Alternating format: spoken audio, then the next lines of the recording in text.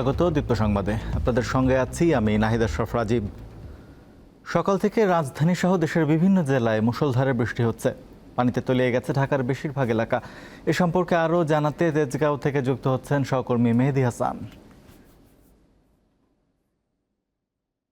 মেহেদী, এই মুহূর্তের পরিস্থিতি আমাদের জানান, আর আবহাওয়া অফিস কোনো পূর্বাভাস দিয়েছে কিনা সেটাও জানাবেন। রাজীব, আপনাকে ধন্যবাদ।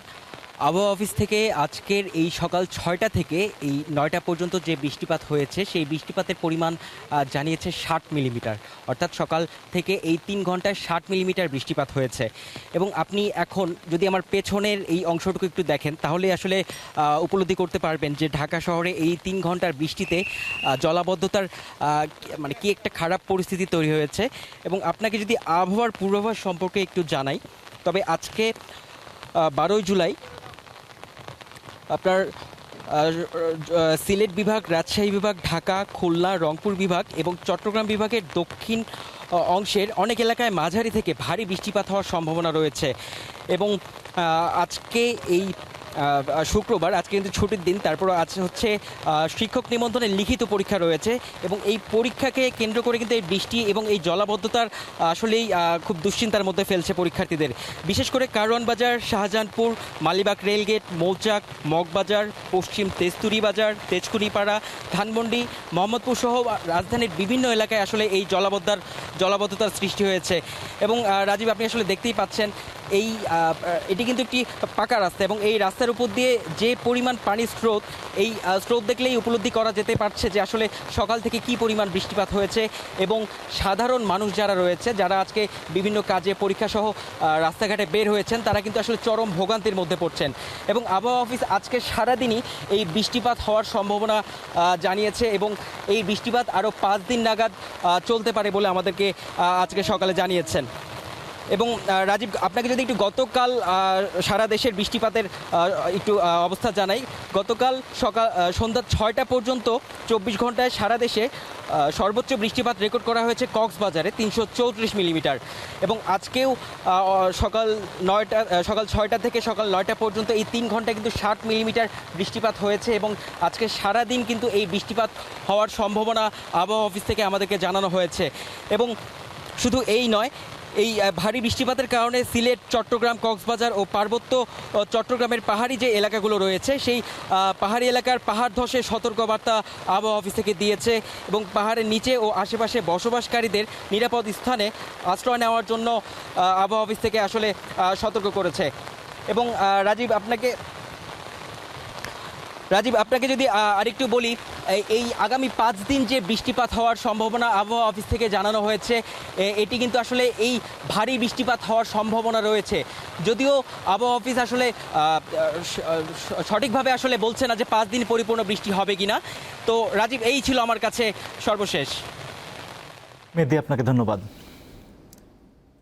এদিকে সকাল থেকে টানা বৃষ্টি হচ্ছে জামালপুরেও। বিস্তারিত জানাতে সেখান থেকে যোগ দিচ্ছেন সহকর্মী তানভীর আহমেদ। তানভীর, জেলার বৃষ্টি ও বন্যার সার্বিক পরিস্থিতি আমাদের জানাবেন।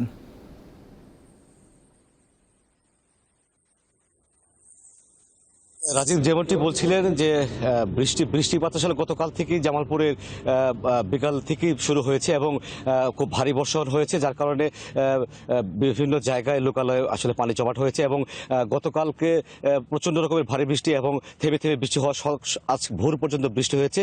এখন বৃষ্টি এখন কিছুটা থেমে গেছে, তবে বৃষ্টি থেমে গেলেও আসলে উজানের পানির প্রবল তোড়ের কারণে জামালপুরের বন্যা পরিস্থিতি আবার ভয়াবহতা রূপ দিচ্ছে। ইতিমধ্যে জামালপুরের বাহাদুরাবাদ ঘাট পয়েন্টে 5 সেন্টিমিটার পানি বৃদ্ধি পেয়ে 55 সেন্টিমিটার এবং জগন্নাথগঞ্জ ঘাট পয়েন্টে 7 সেন্টিমিটার পানি বৃদ্ধি পেয়ে 94 সেন্টিমিটার উপর দিয়ে বিপদসীমার উপর দিয়ে পানি প্রবাহিত হচ্ছে, যার কারণে আসলে লোকালয় সহ বিভিন্ন জায়গায় পানি জলাবদ্ধতা এবং বন্যা প্রভাব ইতিমধ্যে দেখা দিয়েছে। যার কারণে ইতিমধ্যে জামালপুরের 6টি উপজেলায় 50টির অধিক ইউনিয়নে প্রায় 3 লক্ষ মানুষ পানিবন্দী হয়ে পড়েছে এবং গ্রামীণ সড়ক, হাট বাজার সহ সকল যোগাযোগ বিচ্ছিন্ন হয়ে যাওয়ার কারণে মানুষ চরম ভোগান্তিতে পড়েছে। ইতিমধ্যে আমরা জানতে পেরেছি যে বিভিন্ন উপজেলায় ত্রাণ সামগ্রীর যে কিছুটা ঘাটতি রয়েছে, যদিও সরকারের পক্ষ থেকে আসলে জানানো হয়েছে 1100 মেট্রিক টন চাল এবং 3 লক্ষ টাকা 22 লক্ষ টাকা এবং 4,500 শুকনো খাবারের প্যাকেট বরাদ্দ হয়েছে। তবে ইতিমধ্যে আমরা জানতে জেনে পেরেছি যে মানুষের ভোগান্তির যেটি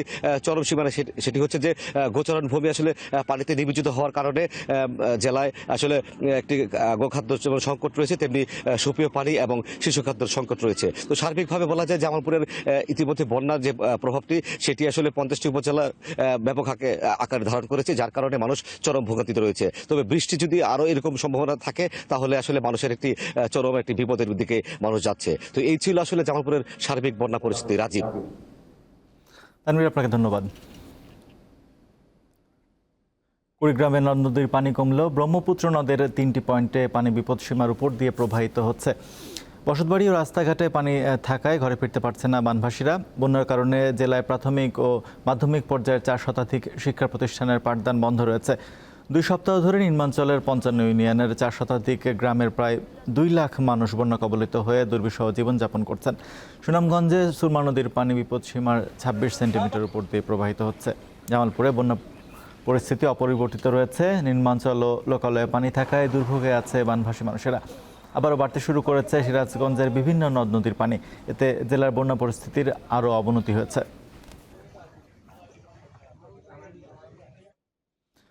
সরকারি চাকরিতে কোটা সংস্কারের আন্দোলনে গতকালও স্থবির হয়ে পড়ে রাজধানীর শাহবাগ। পালন করা হয় বাংলা ব্লকেড। জাতীয় সংসদের জরুরি অধিবেশন ডেকে আইন পাশ না করা পর্যন্ত আন্দোলন চালিয়ে যাওয়ার ঘোষণা দিয়েছেন শিক্ষার্থীরা। আজ বিকাল 4টায় সব শিক্ষা প্রতিষ্ঠানে বিক্ষোভ মিছিল করবেন তারা।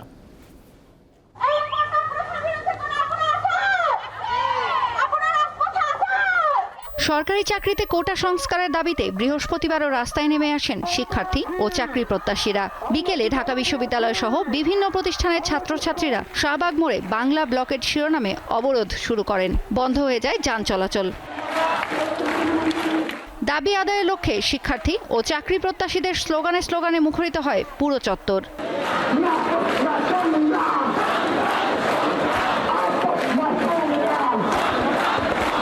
আমাদের দাবিটা আসলে নির্বাহী বিভাগের কাছে যেন একটা আইন করে এই কোটাটাকে ন্যূনতম পর্যায়ে নিয়ে আসে। মানবিক কারণে যদি দেখা হয় তাহলে প্রতিবন্ধী করে থাকতে পারে, কিন্তু তারও আমরা ডিসাইড করতে পারি যে আসলে কতটুকু থাকা উচিত। সময় যত গড়ায় ততই বড় হতে থাকে জমায়েত। পুলিশের বিরুদ্ধে বাধা দেওয়ার অভিযোগ করেন আন্দোলনকারীরা। আবার যতদিন পর্যন্ত আমাদের বাতিল না হবে ততদিন পর্যন্ত আমাদের আন্দোলন চলবে। দাবিটা কোটা প্রথা নিপাত যাক, স্বৈরাচার কোটা প্রথা নিপাত যাবে। আমাদের দাবি যেটা সেটা সরকারকে মেনে নিতে হবে। আমাদের হাইকোর্ট যেটা দিচ্ছে সেটা প্রথম এবং দ্বিতীয় পূরণ হলেও আমাদের তৃতীয় চতুর্থ পূরণ হচ্ছে না। আমাদের আন্দোলন কিন্তু সমস্তটা নিয়েই, সুতরাং সমস্তটা নিয়েই নির্বাহী বিভাগের কাছে, হাইকোর্টের সাথে আমাদের কোনো সম্পর্ক নাই। সন্ধ্যার আগেই জনসমুদ্রে পরিণত হয় শাহবাগ। এক পর্যায়ে রাস্তায় নেমে পড়েন বিক্ষোভকারীরা।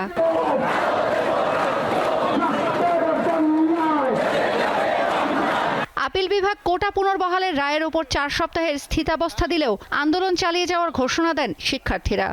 আমরা চাচ্ছি জরুরি অধিবেশন ডেকে সংসদে এই আইন পাশ করতে হবে, তার আগ পর্যন্ত আমরা রাজপথে থাকবো।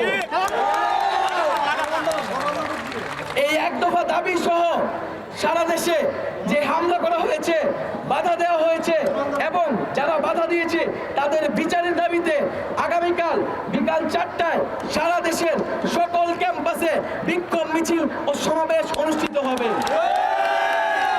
কোটা সংস্কারের এ আন্দোলনের কারণে ব্যাপক জনদুর্ভোগ সৃষ্টি হয়। অনেককে হেঁটে যেতে হয় গন্তব্যে। বেশি বেকায়দায় পড়েন রোগী ও বয়স্করা। যাত্রীরাও মনে করেন ভোগান্তি, সামগুলোকে তকুতুকি করে যে তোমরা এই জায়গায় নামাই বা কেন, এরা তো বুঝে না যে রাস্তাঘাট সামনে বন্ধ। আমরা 2টা পয়সা কাম করি, অনেক এরা যে এরকম ভাবে রাস্তা আটকে কোনো পাবলিকও যাইতে পারে না। ভাঙচুর আতঙ্কটা বেশি, আর সাধারণ পাবলিকের মনে করেন যে অনেক হয়রানি হইতেছে। 2018 সালে কোটা বাতিল করে পরিপত্র জারি করে সরকার।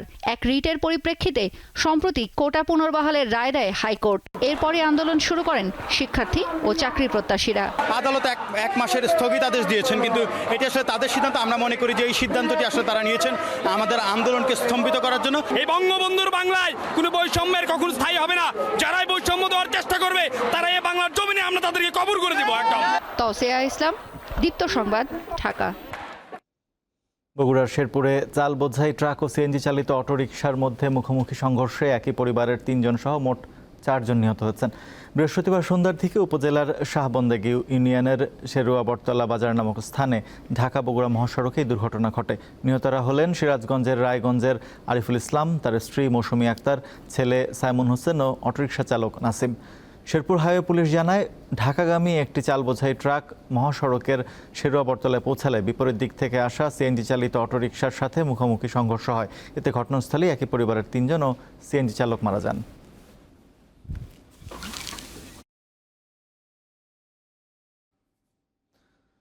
দেশের বাইরের খবর। গত 24 ঘন্টায় ইসরায়েলের চলমান হামলায় আরও 50 জন নিহত এবং 54 জন আহত হয়েছেন। এতে করে গত বছরের অক্টোবর থেকে এ পর্যন্ত মোট মৃতের সংখ্যা বেড়ে 38,345 জনে পৌঁছেছে বলে বৃহস্পতিবার অবরুদ্ধ এই ভূখণ্ডের স্বাস্থ্য মন্ত্রণালয় জানিয়েছে। অনেক মানুষ এখনও ধ্বংসস্তূপের নিচে এবং রাস্তায় আটকা পড়ে আছেন, কারণ উদ্ধারকারীরা তাদের কাছে পৌঁছাতে পারছেন না।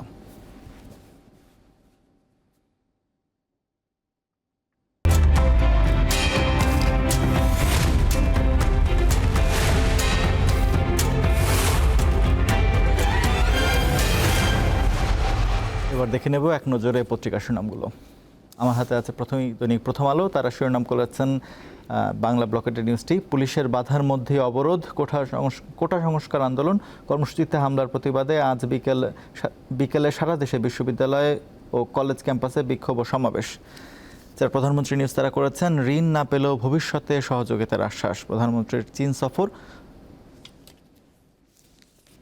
এরপরে আছে আমার হাতে দৈনিক ইত্তেফাক। তারাও কোটা বিরোধী আন্দোলনের সংবাদটি প্রধান শিরোনাম করেছেন, বাধা মানেননি কোটা বিরোধীরা, শাহবাগে পুলিশের বাধা উপেক্ষা করে বিক্ষোভ, কুবিতে সংঘর্ষ, লাঠিচার্জ, আহত 20।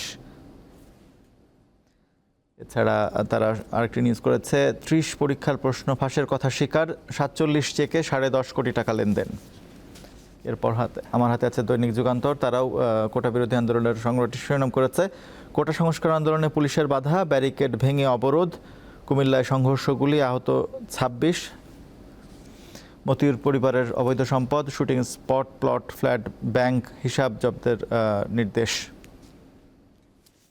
এরপরে আছে দৈনিক সমকাল। তারা বলছে, পুলিশের ব্যারিকেড ভেঙে শাহবাগে শিক্ষার্থীরা, কুমিল্লা ও শেকরবিতে সংঘর্ষ, আহত 30।